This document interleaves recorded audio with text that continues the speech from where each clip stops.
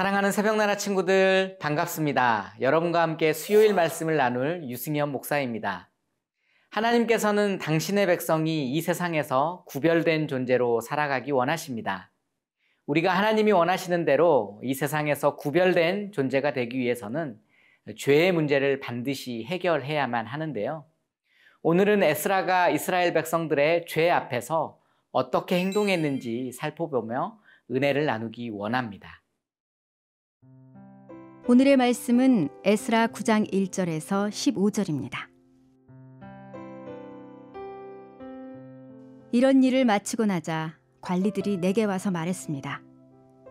이스라엘 백성들, 제사장과 레위 사람들이 이 땅 민족들과 스스로 구별하지 않고 그들의 가증스러운 관습들, 곧 가나안 사람들, 헷 사람들, 브리스 사람들, 여부스 사람들, 암몬 사람들, 모압 사람들, 이집트 사람들, 아모리 사람들의 관습들을 따르고 있습니다.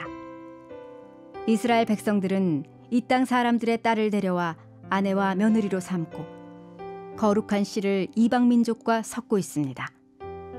사실 지도자들과 관리들이 앞장서서 이런 죄악을 저지르고 있습니다.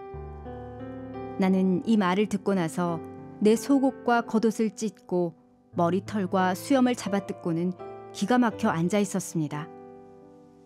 포로로 잡혀갔다 돌아온 사람들의 이런 죄 때문에 이스라엘의 하나님의 말씀을 두려워하는 모든 사람이 내게 모였습니다. 나는 저녁 제사 때까지 망연자실하게 앉아 있었습니다. 저녁 제사 때가 되자 나는 무거운 마음을 털고 일어나 내 속옷과 겉옷을 찢은 채로 무릎을 꿇고 내 하나님 여호와께 손을 들고 기도했습니다.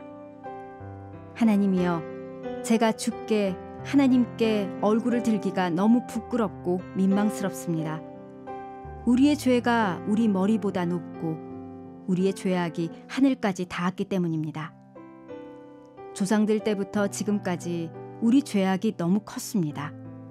우리 죄 때문에 우리 자신은 물론 우리 왕들과 우리 제사장들이 이 땅의 왕의 손에 넘겨져 칼에 맞고 포로로 잡혀가고 약탈당하고 수모를 겪으면서 오늘까지 왔습니다.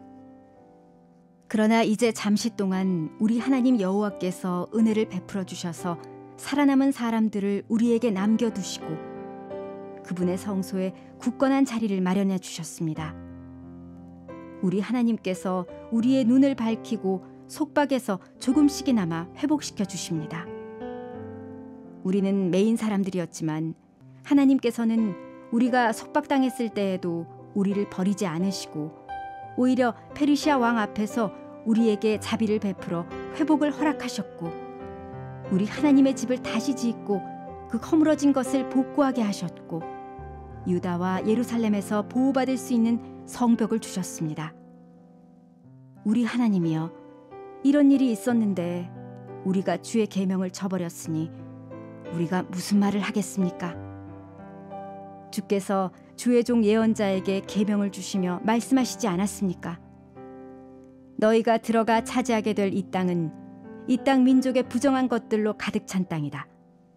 이 끝부터 저 끝까지 가증한 것으로 가득 차 있고 더러운 것이 들끓는 곳이니 너희 딸을 그들의 아들에게 시집 보내지 말고 그들의 딸을 너희 아들을 위해 데려오지 말고 어떤 경우에도 그들과 동맹을 맺지 말라.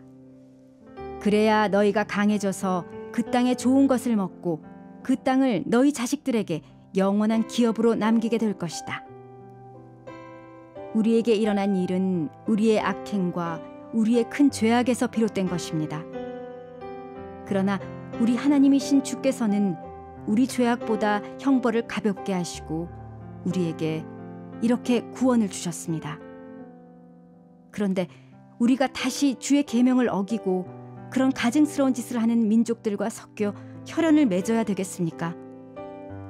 주께서 우리를 노여워해 한 사람도 남거나 피할 사람이 없도록 모조리 멸망시키는 게 당연하지 않겠습니까? 이스라엘의 하나님 여호와여, 주는 의로우십니다. 우리가 오늘과 같이 살아남게 되었기 때문입니다. 보십시오. 우리가 여기 주 앞에 우리의 죄악 가운데 있습니다. 그것 때문이라면 우리 가운데 하나라도 주 앞에 설 수 없습니다.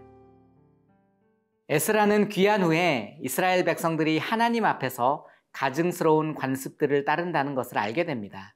특별히 지도자들과 예배를 섬기는 제사장과 레위 사람이 앞장서서 이러한 죄악을 저지르고 있다는 것을 알게 되죠. 2절 읽어보겠습니다.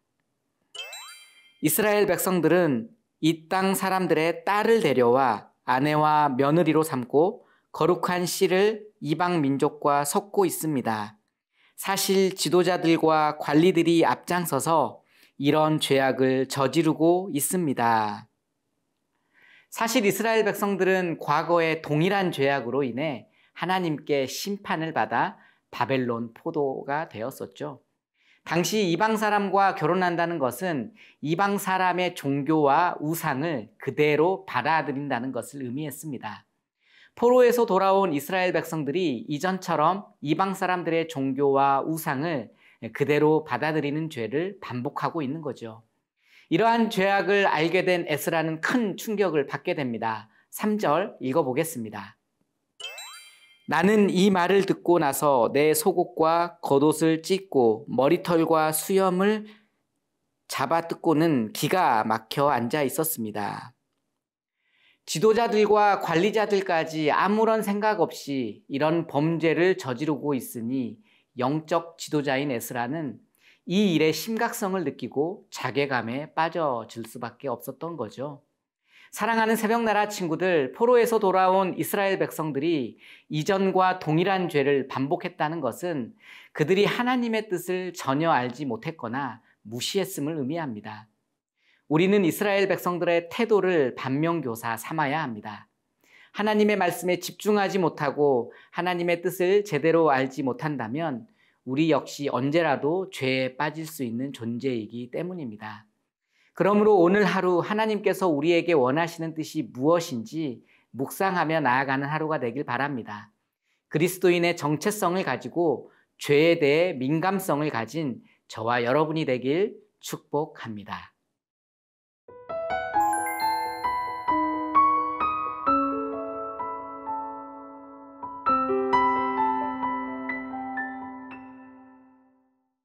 이스라엘의 무너진 영적 상태를 확인한 에스라에게는 옷을 찢을 만큼 애통한 마음이 있었고 머리카락과 수염을 뜯을 만큼 분노가 있었습니다.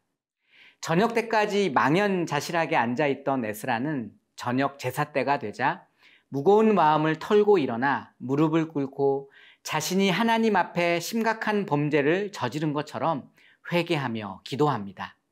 5절에서 6절 읽어보겠습니다.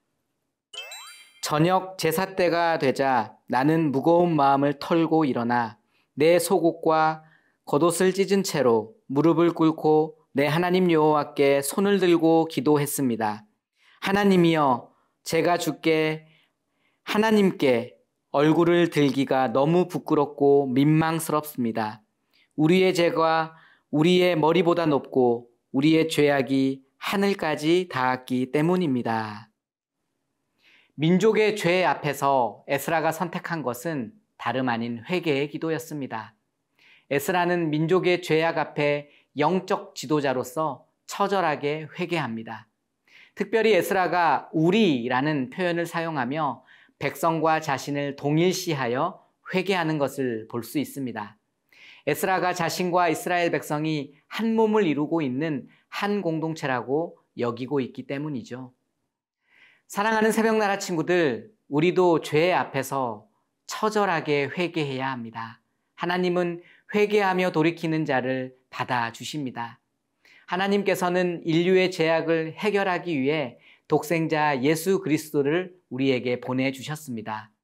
우리는 예수 그리스도의 이름으로 회개하며 나아갈 때 진정한 하나님의 용서와 은혜를 경험하게 됩니다.